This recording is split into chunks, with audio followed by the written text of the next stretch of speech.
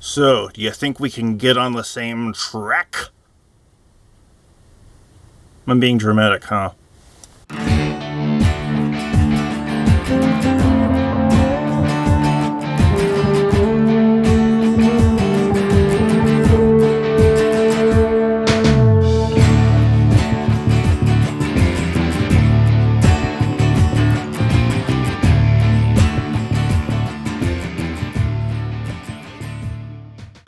For a number of summers now, I've graded AP writing exam essays over the summer as a way to supplement my income. Because believe it or not, I am not independently wealthy. Anyway, the way they get us all on the same page, so everybody is grading papers the same, is by giving us a stack of papers they've already graded. And we'll do a few of them, sit down with our group and discuss why each one got the grade it got. Then we'll do that 2 or 3 times. And by the end of about 3 hours of working with these, everybody at the table will be grading everything the exact same. Looking at writing and ranking it and trying to figure out what makes good writing and bad writing are all essential tasks here because it helps us develop a critical perspective.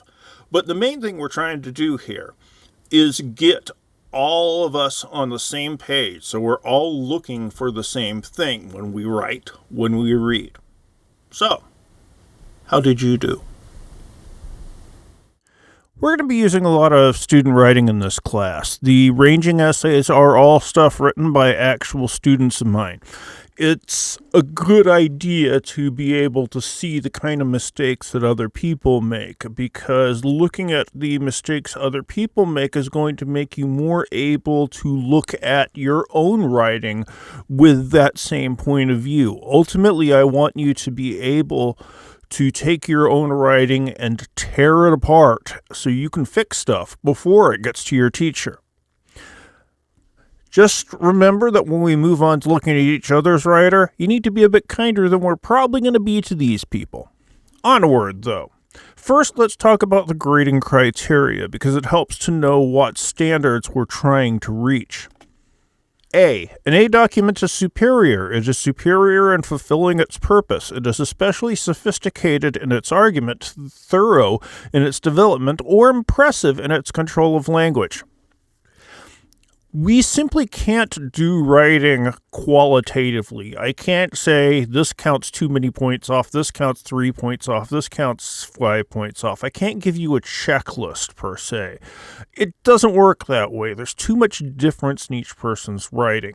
So we have to go to these generalized concepts. The words to focus on here: superior, especially sophisticated, impressive. An A is a paper that goes above and beyond the call of duty. If it's an A, it's more than I expect. Think about it this way. Would you get a raise at work for simply showing up and doing your job? No, you get raises for going above and beyond the call of duty. And it's the same kind of thing here. A B document is good. It effectively fulfills its purpose. The evidence and explanations used are appropriate and convincing. Their prose demonstrates a consistent ability to control a wide range of the elements of writing, though not necessarily flawlessly so. The words to focus on here: effective, appropriate, convincing. It does what it needs to do. It's there. That's a B. That's the middle ground paper. That's the default. You have to do more than what's required of you to make an A. A B paper it does what it needs to do.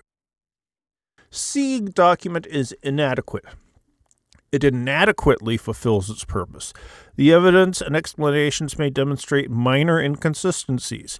The writing may contain lapses in diction, mechanics, or syntax. The words to focus on here: inadequate, inconsistencies, lapses.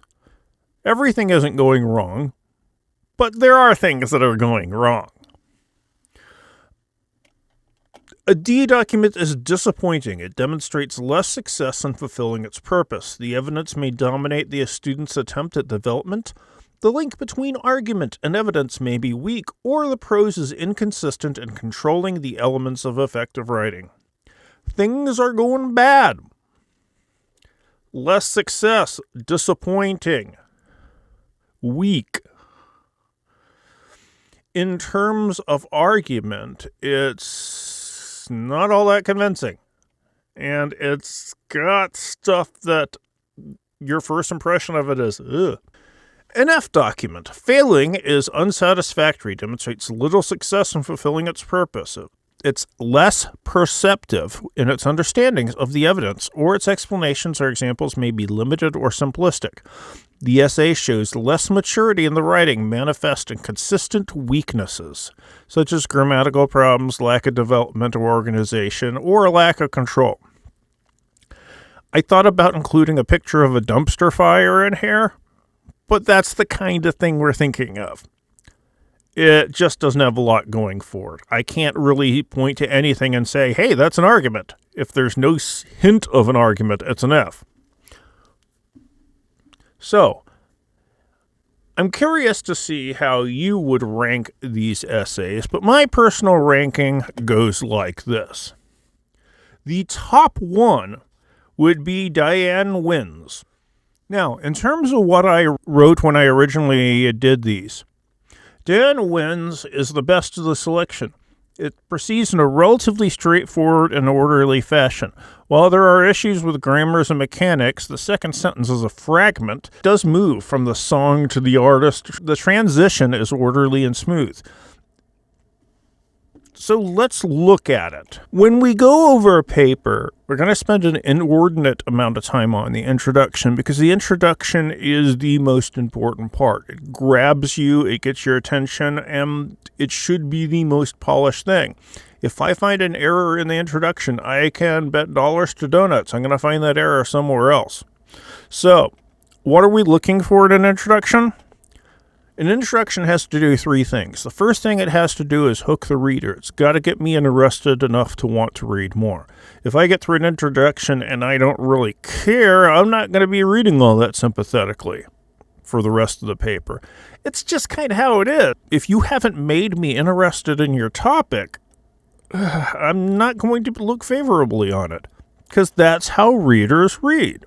It needs to introduce the subject of analysis. What is being studied here? Do I have enough information to situate myself? Obviously, you don't need to say everything in the world about the subject, but I should know what it is from the introduction. If you mention something in the introduction, it better be somewhere in the paper. If there's something in the paper, it better be either referred to in the introduction or come directly out of something you refer to in the introduction. And the third thing you have to do in an introduction is state the argument, a clear, specific thesis statement. So let's look to see how this specific one does that, how Diane's paper does that. Revenge in the past has had a negative meaning behind it, getting someone back for wronging them or someone they know. Sentence fragment there. Not really the best impression, but in modern society, in a more picky moment, I would say, what in the heck does this mean? Modern society can mean anything from the last 10 years to the last 50 years to the last 100 years. You gotta be a bit more specific. This theme has become so popular, it seems to have passed the barriers of the negative connotation behind it. Nice wording. It is a consistent theme in literature, movies, and music. Even in our society's sweethearts, people that we attach our society's values to, revenge is okay. This is no more prevalent than in Carrie Underwood's CD Some Hearts and her song Before He Cheats. In Carrie Underwood's song Before He Cheats, revenge is prevalent because it created a tough girl image for Underwood. For Underwood, helps relate her to her fans and allows for Underwood to get her feelings in the air. There's wording issues in here, obviously, but let's see if this does everything an introduction needs to do. Does it hook the reader? It's not spectacular, but we get an idea of what the stakes are. We're talking about someone who's relatively consistent in the public eye. So we got that. We're talking about modern society as a whole. This needs to be a more specific kind of phrase, but it does say that this is stuff that's going on now. Contemporary society would probably be a better way to put it. And if you don't care about stuff that's going on now, it could do it better. It could give me a quote, an example, something that establishes the conflict right away. It doesn't. But it points us towards hooking us. Does it introduce the subject of analysis? Well, we introduce revenge. That goes on for 1, 2, 3 sentences before we talk about anything else. Revenge is important. Can we relate to revenge? Have we ever had to deal with revenge? Yeah. And it specifically focuses on her song Before He Cheats. So we get that there's the song. It could be introduced a bit more specifically, and we know revenge is going to be the main theme. It's enough introduction to get us situated, at least. Does it state a thesis statement? Get it? State. Get it? Anyway, in Carrie Underwood's song Before He Cheats, revenge is prevalent because it created a tough girl image for the Underwood, helps relate her to her fans, and allows for Underwood to get her feelings in the air. We have a subject of analysis. Carrie Underwood's song Before He Cheats is what's focused. Yeah, it does touch on her herself, it does touch on her fans, but it's centered on this song, what this song does. A claim? In it, revenge is prevalent. It's a claim of sorts. I could deal with it being a bit more specific, but I'm picky that way. Now, how does it do these things? That's what you call a blueprint of reasons. And this specifically gives 3 reasons. Created a tough girl image for the Underwood, helps relate her to her fans, and allows for Underwood to get her feelings in the air. The wording is awkward. I took a very, very brief stab at trying to make it a bit more concise and came up with Carrie Underwood's song Before He Cheats uses the theme of revenge to create a tough girl image for the artist, help her relate her to her fans, and to express her own rage. Which is a little bit more direct, but it doesn't essentially change what the paper is trying to do. This is the argument. This sets up the burden of proof for the rest of the paper. This is what the paper needs to prove in order to be a success. If it doesn't prove this, it's not a success. This is the argument. This is the clearest statement of the argument. An argument is the most important thing. I don't care if you are more interested in the topic of any of the other papers. The argument is the thing that we focus on when we do our readings. Argument, argument, argument. Back to the raging essays. Number 2 would be Lenny Turteltraub. Lenny's paper. Throughout the music industry, there should be a comma there, countless attempts at introducing a new, innovative style that will separate the artist from all the others. This is obvious. Well, if it's obvious, why are you wasting our time with it? Since, for the most part, all musicians strive to be the next big thing and make something of themselves, comma, whether they become popular in mainstream society or just in their subculture. This person kind of has a love-hate relationship with commas, huh? Musicians, specifically hip-hop, have done collaborations. That should be a colon, not a semicolon. Sampling, remixes, singles, and even some pieces of comedy to put a new look onto their albums. Although in 2005, 2 artists, Danger Mouse and MF Doom, came together and created an album called The Mouse and the Mask, where they did not just collaborate, but also used a new style that separated them and made them a big hit within hip-hop. There are wording issues, but there's other things going on here. The thesis statement.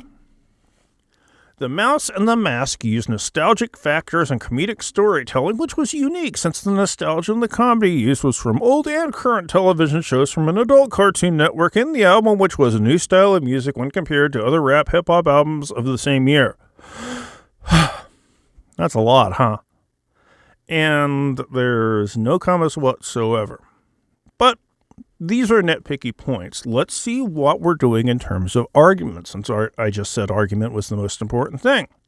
The first part. The Mouse and the Mask use nostalgia factors and comedic storytelling.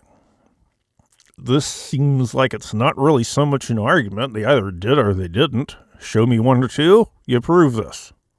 Without room for anyone to disagree.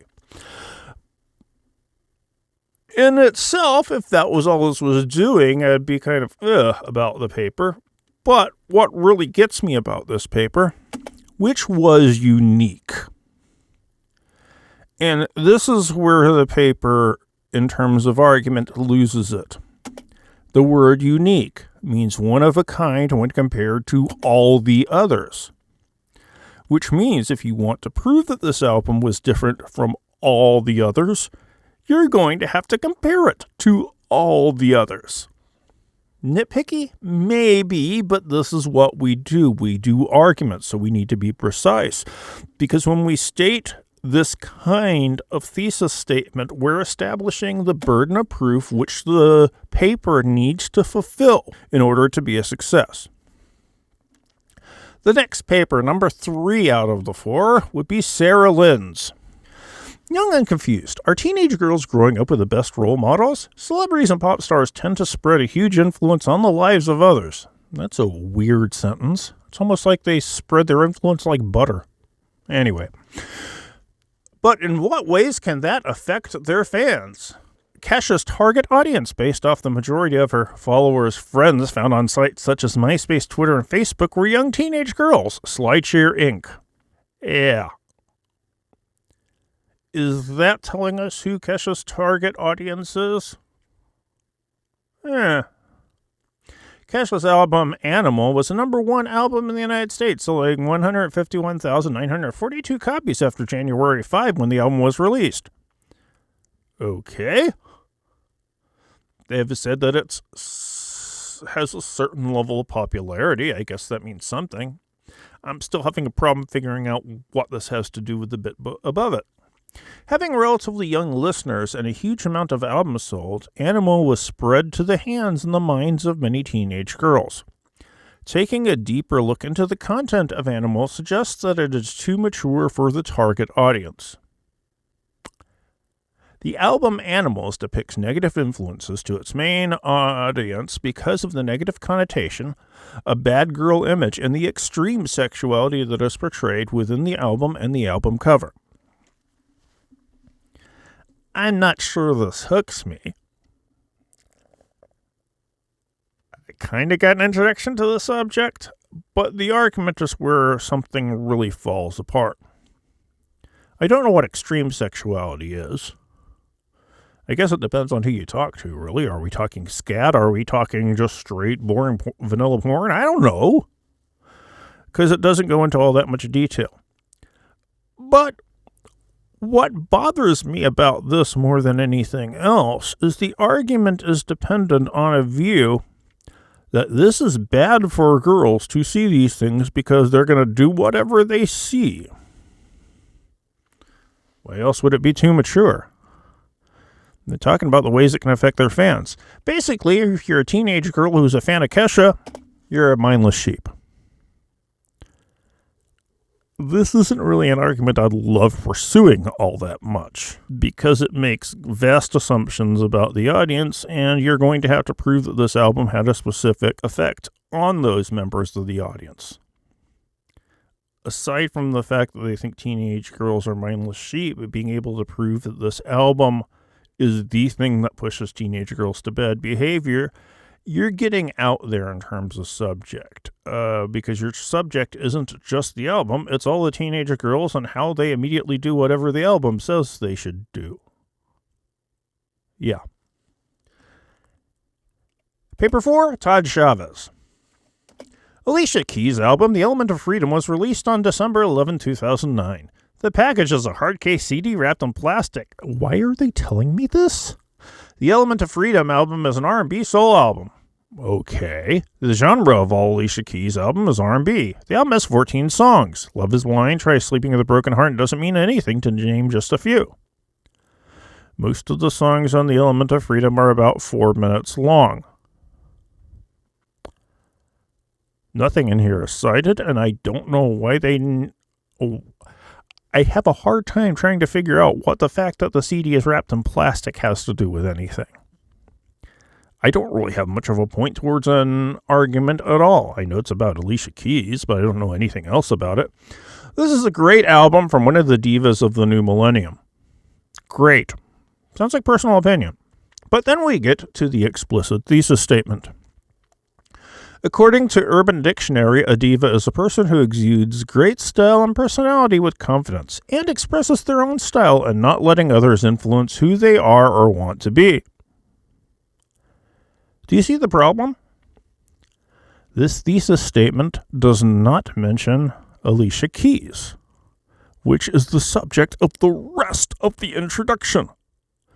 Well, as far as an explicit statement of argument, which is how we have to read this, its argument is that Urban Dictionary defines diva like this. I don't know if there can be a lot of disagreement with that. Either Urban Dictionary defines it as that or they don't. What does it have to do with Alicia Keys? I don't know. There's no connection whatsoever between them. And that's why that paper is last. The argument is the central thing in all of these. The first paper, Sarah's, was the best because it had the clearest argument. There were burden of proof problems with the other ones. There were lack of certainty problems, and then we end up with no real argument whatsoever. So those are my rankings. Hopefully yours lined up. If they didn't, you might want to go back and think of why. The argument is going to be the most important thing, so focus on the argument. I've had a lot of people who liked an essay because they like the topic. That's not how we're going to be doing things in here, because that's not how college works. College writing is entirely about putting out a point of view and supporting it using some level of evidence. That's argument. Everything is done that way. We don't just guess at stuff.